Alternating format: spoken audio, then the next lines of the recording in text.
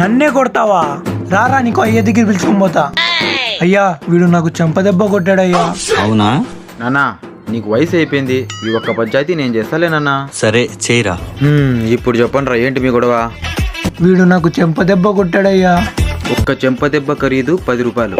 నీ దగ్గర ఉంటే వాడికి ఇచ్చేసి నువ్వు వెళ్ళిపో. నా దగ్గర డబ్బులు లేవయ్యా.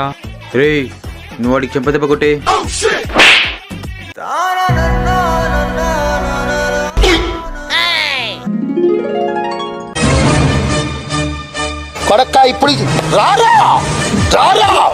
భలే న్యాయం చేసినావయ్యా. అట్లుంటది మనతోని.